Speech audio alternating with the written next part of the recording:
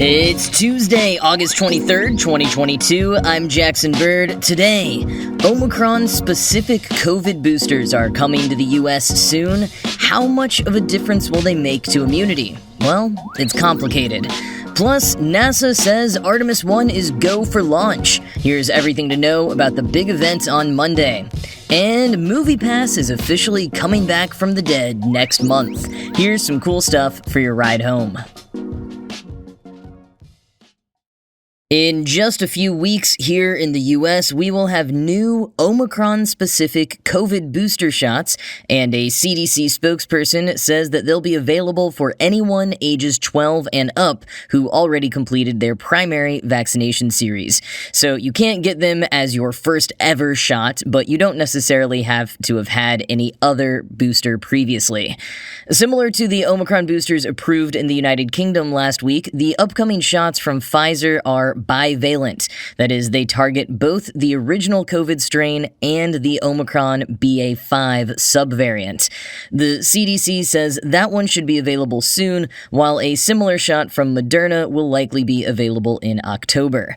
The UK booster is also made by Moderna and actually targets the Omicron subvariant BA.1, not BA.5, so it's a little different than what the US will be getting. The US Food and Drug Administration advised vaccine makers to focus on BA.4 and BA.5 in hopes that when a winter surge inevitably brings a new variant, 4 and 5 will at least be a little closer in the evolution than BA.1 would be. But just how much does it matter getting a booster that targets specific newer variants? Immunologists are a bit split. Quoting the Washington Post, companies showed preliminary data that vaccines containing the BA.4 and BA.5 versions of the virus can trigger stronger immune responses in the weeks after vaccination. But the advantage of a switch was modest, and the long-term effects of those vaccines will depend in part on whether they help create new memories. If they simply provide a short-term boost of the existing memory response, many scientists are debating a change in vaccine strategy. This is not, in my mind, going to be the dramatic change to limit symptomatic Omicron infection, said Robert Sater, chief of the cellular immunology section at the National Institute of Allergy and Infectious Diseases. Sater showed in a primate study this year that an Omicron booster did no better than an additional shot of the original vaccine. He's focused his efforts on a change in tactics, such as a nasal vaccine that could help block infections and spread of the virus. End quote.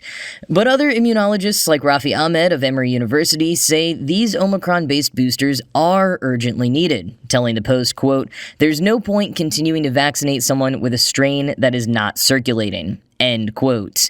And at play, in part, is the issue of our immune system's memory, so to speak. Debates are ongoing among scientists about how and how much the particular strain we were first exposed to can affect our immunity to other strains going forward. And even when there's a subvariant that makes up 90% of cases in a given area, that doesn't mean that even every person in that area gets infected. And over 2.5 years into this pandemic, we all have completely different immunological histories based on which variants we caught or which versions of vaccines and boosters we got. It's all related to original antigenic sin, and despite the hellfire and brimstone name, it's typically a neutral or even helpful phenomenon. As Washington University immunologist Ali Elabedi said, quote, "It's not a sin, it's a natural progression of our immune response. We shouldn't think of it as a glitch." End quote. What original antigenic sin really means is that our immune systems remember the version of a pathogen they were first exposed to. So here's a good non-COVID example from the Post that I've mentioned previously on the show. Quote, "More than 60 years ago, a virologist named Thomas Francis Jr. observed that influenza infections in childhood had lifelong repercussions. For decades after, people's immune systems carry an imprint from their first flu, activating defenses primarily against the original version of the virus they encountered. He called it the doctrine of original antigenic sin. In flu, the immunological echoes of original antigenic sin have real consequences. When flu strains are similar to the ones encountered in childhood, people are better protected against severe illness. The 1918 flu pandemic was caused by an H1N1 strain, which continued to circulate for decades afterwards. When the 2009 H1N1 pandemic occurred, older people who were exposed to H1N1 in childhood had stronger immune responses than younger people who'd been infected with other strains. When a flu strain is a more distant relative of that initial exposure, people may be more susceptible. End quote. So, that original antigenic sin can really help you if you happen to encounter the same strain you were first exposed to. At least, it seems to, anyhow. But now, as COVID variants continue to emerge, it's more likely you'll be reinfected with a new variant versus the same one you were before, if you're one of the unlucky people who gets COVID multiple times. So, if left to its own devices based on getting infected back in the beta or delta days or your first vaccine dose in early 2021, your immune system may not be as equipped to fight Omicron BA.5. Retuning these new boosters to give your immune system that extra roadmap for the newer variants then may be the way to go. And it doesn't seem like anyone really thinks it won't help at all. It's just a matter of if it really helps enough to make the big effort worth it. Quoting again from the Post, "What scientists don't know yet is what happens in the weeks and months after an infection or new vaccine. One possibility, the immune system creates a new memory of the new variant, and the next time a descendant of Omicron comes along, the body can draw from an expanded memory bank to mount its next defense. Another, more worrisome scenario, the fast draw immune response interferes with the creation of new memories. The next time a version of the virus comes along, the body simply reactivates the existing response, and eventually a variant comes along that is so changed it's unrecognizable." End quote. Part of the problem, as has been for the whole pandemic, is that COVID is still so new that we just don't know. Original antigenic sin is helpful in certain cases for the flu, but the Post points out that it can actually be harmful for viruses like dengue, with repeated infections potentially causing more severe outcomes in that case. Now, that doesn't seem to be the case with COVID, but exactly how original antigenic sin does play out with COVID is at least a slight mystery still. Another vaccine booster, especially the upcoming bivalent ones, certainly won't hurt you though. And experts are saying, in preparation for cooler weather surges, just get any kind of booster. Even if you can only get one of the older boosters, do it. If you are eligible for a booster, get one.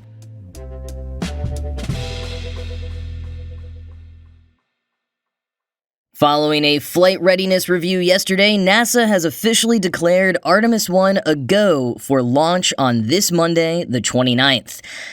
No substantive technical issues were found during the readiness test, and NASA's Associate Administrator for Exploration Systems Deployment, Jim Free, told press, quote, "We actually had no actions coming out of the review, and we had no dissenting opinions," end quote. "Everything looks good for our return to the moon." Now, as a reminder, because I know I talk about it a lot on this podcast, but I literally spoke to someone last night who had no clue that we're going back to the moon at all, so people still don't know. Artemis I is the first flight of a new rocket, the SLS Mega rocket, and a new spacecraft, the Orion spacecraft, both of which have been built to return astronauts to the moon this decade. The SLS may even take astronauts to Mars one day in the future. Now, no astronauts will be on this exploratory mission launching on Monday, but NASA is billing it as the kickoff for our return to the moon, since it's the first time that they're sending a crew-capable spacecraft to the moon in 50 years. And pending everything going well on this Artemis I mission, Artemis II will deploy the same spacecraft and rocket with actual astronauts aboard in 2024, not just the test mannequins that'll be flying up next week. Mission manager Mike Serafin emphasized in a statement to the press, quote, "This is the first flight of a new rocket and a new spacecraft. We're doing something that is incredibly difficult to do and does carry inherent risk in it," end quote. And that said, mission managers also said yesterday that they are planning to push the spacecraft beyond parameters that they've set for subsequent crewed missions, just to make sure everything is really and truly tested. The Orion spacecraft will be going out to, around, and beyond the moon for a roughly 40-day mission. And at 40,000 miles beyond the moon, this will be the furthest that any spacecraft built for humans has ever flown. As Space.com puts it, quote, "Unlike Apollo, Artemis is not designed to be a flags and footprints operation." End quote. And continuing from a quote from the main Artemis mission page, "We will collaborate with commercial and international partners and establish the first long-term presence on the moon. Then we will use what we learn on and around the moon to take the next giant leap, sending the first astronauts to Mars." End quote. And some of those in-between steps before Mars will include the Gateway spaceship, which will live in lunar orbit and serve as a transfer between Orion spacecraft and the lunar lander, as well as function as a general hub for living and working. And eventually there are plans for an Artemis base camp, a permanent place to live and work on the moon's south pole. So this Monday's launch is the beginning of a whole new era, and for such a historic flight, NASA has planned quite the event. Full coverage of the launch event will begin at 6:30 a.m. Eastern Time on Monday the 29th on NASA TV and streamed on the agency's app and website. Launch is targeted for a 2-hour window that opens at 8:33 a.m. Eastern. An hour after the live launch broadcast, there will be a post-launch press conference, and later in the day, there will be live coverage of Orion's first outbound trajectory burn, as well as the first views of Earth from Orion. But early in the morning, as we await liftoff, NASA has announced appearances by actors Jack Black, Chris Evans, and Keke Palmer, as well as performances of the Star-Spangled Banner by Josh Groban and Herbie Hancock, and of America the Beautiful by the Philadelphia Orchestra and Yo-Yo Ma. A pretty star-studded launch event. I mean, they booked actual Buzz Lightyear. Pretty big get. Meanwhile, Jack Black is just keeping up the family business. His mom was an Apollo-era NASA engineer who literally went to work while she was in labor with him and kept working from the hospital bed in between contractions. Total boss. I know I've mentioned that before, but it's one of my favorite fun facts. And if you want a cool and smart person to experience the launch vicariously through, my friend and host of PBS's Far Out series, Swapna Krishna, will be down at Cape Canaveral live tweeting the launch all morning. Link to her Twitter to follow along is in the show notes. NASA has been planning and pumping out all sorts of virtual activities to drum up excitement for the launch. They've been encouraging people to use the hashtag #NasaMoonSnap to share any moon-related content that your heart desires. There's also a virtual launch event that you can RSVP for, which will include curated launch resources, notifications about related opportunities, and a stamp that you can add to a virtual passport. And if you want to learn more about the SLS Mega Rocket and Orion spacecraft, NASA has also been steadily releasing new installments of a docuseries called Path to the Pad on their YouTube channel. And the BBC has a video going in-depth on the SLS rocket's technology with very cool VR-like graphics. NASA also has a boatload of activity suggestions for students, teachers, and families to learn more about the science behind the mission, including science experiments, webcomics, and full STEM curriculums.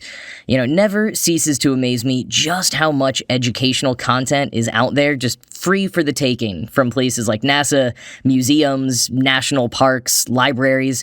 They all just want to help us learn more about the world, or the whole universe, and each other.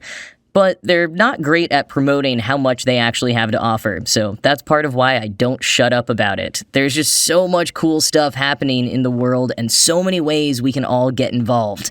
You just gotta know where to look. But on Monday, I will be looking exactly one place. Up. Or really, at my TV, but, the metaphoric up sounded better.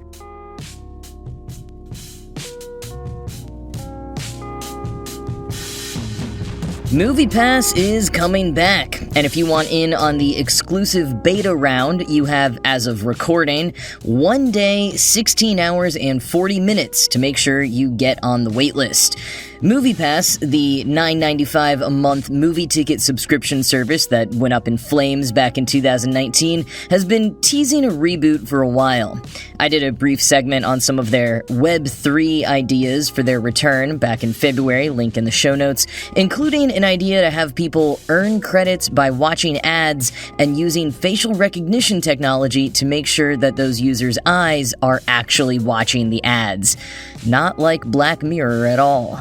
You can sign up for the beta launch to get priority access for yourself and 10 friends at $10, $20, or $30 tiers, which come with different amounts of credits that you can redeem for movie tickets, with credit amounts and what they can be used for varying based on your home market. Given the company's controversies and poor public image, as well as the fact that most major movie theater chains in the US launched their own subscription services to compete with MoviePass years ago, I'm very curious what, if any, success MoviePass will see with this reboot. And speaking of major movie theater chains' subscription services, I want to recommend an interesting long read from Bloomberg about AMC Theaters CEO Adam Aron, who has become something of an online darling ever since AMC was picked as a meme stock last year. I haven't seen him say anything recently about MoviePass, but seeing as he's kind of the industry pro on loyalty programs, I'd be very curious to hear his thoughts on this potential returning competitor. Link in the show notes to read all about his interesting career and persona. But that is going to be it from me for today. This show was produced by Ride Home Media. I'm Jackson Bird, and I will talk to you again tomorrow.